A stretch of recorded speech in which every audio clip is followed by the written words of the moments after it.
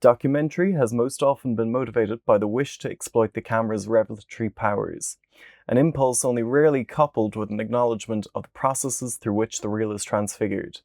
Michael Renov, Theorizing Documentary. I think this quote is apt to start a conversation on the topic of American documentary filmmaker John Wilson and his work. Through his documentary style, he certainly highlights the camera's revelatory powers, while also through his use of calling attention to the artifice of putting image and sound together while working on the edges of traditional documentary, Wilson acknowledges the processes through which the reel is transfigured. Paragraph 3, take 5. Wilson has an extremely distinctive method of documentary filmmaking that runs through his films from his earliest work, Looner, to his latest work, The History of Concrete. As such, this video essay will take two examples from across his filmography, beginning with How to Watch Birds from his documentary television series How To with John Wilson, and also from his behind-the-scenes David Byrne concert documentary Temporary Colour. Before we begin with Wilson, however, there's another important character in this story, whose term Ciné-Criture, though most often used to describe her own work, also works extremely well to describe the work of John Wilson, the legendary French filmmaker Agnès Varda. She coined the term cinécriture, or cinematic writing, as a way for her to describe her approach both in fiction and non-fiction, and she came to my attention for this essay through a conversation I had with a lecturer about my own since-shelved John Wilson knockoff project. Cinécriture is a difficult term to explain quickly, but I've found this quote from Claudia Gordman in her essay Varda's Music boils it down concisely. Roland Barthes and others in the 1970s emphasized the traces of the process of writing in using the word écriture, writing. And Varda, her cultural antenna ever open to trends and discourses, adapted the notion to film with an apt portmanteau word. This definition is a great introduction to the term. However, to really understand cinécriture, if we hope to apply it to Wilson's work, we must go deeper, and to Varda herself. This quotation is from an interview of Varda by Barbara Quart in Film Quarterly. This is what cinema is all about. Images, sound, whatever, are what we use to construct a way which is cinema, which is supposed to produce effects not only in our eyes and ears, but in our mental movie theatre, in which image and sound are already there. There is a kind of ongoing movie all the time, in which the movie that we see comes in and mixes, and the perception of all these images and sound proposed to us in a typical film narration piles up in our memory with other associations of images, other films, but other mental images that we have, they pre-exist. So a new image in a film titillates or excites another mental image already there or emotions that we have. So when you propose something to watch and hear, it goes, it works. It's like we have sleeping emotions in us all the time, half sleeping. So one specific image or the combination of one image and sound, or the way of putting things together like two images one after another, what we call montage, editing, these things ring a bell. These half asleep feelings just wake up because that is what it's about. This is not to make a film and, okay, let's get a deal, let's tell the story, let's have a good actress, goodbye, not bad. And we go home and we eat. What I am dealing with is the effects, the perception, and the subsidiary effects of my work as proposals as an open field so that you can get there things you always wanted to feel and maybe didn't know how to express, imagine, watch, observe, whatever. This is so far away from the strong screenplay, the beautiful movie, etc. that sometimes I don't know what I should discuss. You understand, this is really fighting for that seventh art, which is making films. Cinécriture then, by Varda and Gordman's definitions, is an openness to the traces of writing, or cinematic writing, from the author's perspective, the audience's perspective, and the perspectives of other films.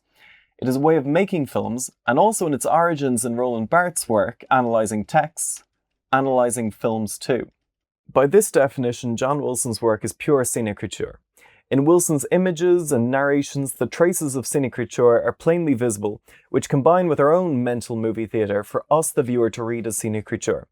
Wilson's narration, with carefully chosen visuals from a cinematic collage-like approach, collects footage piece by piece from his various locales, with his narration encouraging the viewer to sit back and listen as Wilson guides us through his vision of the world, playing with and subverting our expectations, which pushes his cinécriture to the front and centre. His works have less of a traditional sense of narrative or script than an audience might expect. An episode from his How To series, How to Watch Birds, begins with Wilson investigating the idea of bird watching, which moves from there to the bird watchers who lie about the birds they've seen. After this, Wilson then admits that he has not been entirely truthful to the audience and has staged a toilet explosion scene in a previous episode of the documentary series. That revelation prompts Wilson to contact a Titanic conspiracy theorist who believes the Titanic sinking was also staged, as the episode falls deeper down the truth versus fiction rabbit hole to become a paranoid political thriller with the help of director Steven Soderbergh, which all culminates in Wilson's car exploding as his friend and Titanic conspiracy theorist Bruce Beveridge, previously shown to the viewer inside the vehicle, watches his own fiery death from the sidelines with his wife.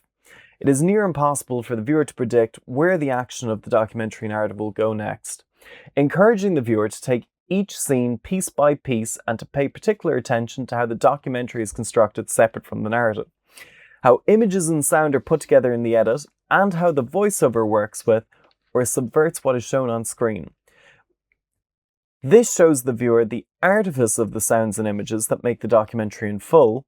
Therefore, in How to Watch Birds, the Ciné-Criture is on the wall to the audience and independent to the documentary narrative on display. Other parts of Wilson's filmography likewise encourage the viewer to sit back and observe through Wilson's point of view, which is another aspect of his work as Ciné-Criture. A notable example is his short film Temporary Colour, where Wilson films in the background of the musician David Byrne's Contemporary Colour concert tour, which had its own documentary sharing the same title, directed by Turner Ross and Bill Ross IV. From a conventional documentary perspective, the most interesting subject would be David Byrne himself and the musical performance. Wilson instead focuses on the behind the scenes of the tour, the less than appetizing catering, photographing the real documentary team, and the two escaped convicts on the run coincidentally at the same time as the tour. To use Varda's words, the good story, the good script, and the good actress are all in contemporary colour, whereas Wilson eschews the conventional approach and takes instead, in my view, the Ciné-Criture approach. Focusing entirely on the images, editing, sound that can happen outside the traditional documentary, as his way to write cinematically, he produces a more interesting work. It is not just that he subverts the viewer's expectations of the concert documentary format, but by straying from the path, the Ciné-Criture of Wilson's style is clear. Agnès Varda's Ciné-Criture approach to filmmaking, in our case to analysis of film via John Wilson's work, shows, to go back to Renov's quote from the beginning, the camera's revelatory powers, as most traditional documentary does, but uniquely through its emphasis on calling attention to the Ciné-Criture of the work as the main event, the viewer becomes aware of the processes through which the real is transfigured. In the end, though any film can be analysed through the lens of Ciné-Criture, Varda and Wilson's work with their documentary perspectives focusing on the margins of the traditional narratives highlight their particular cinematic writing style and are excellent examples of Ciné-Criture in practice.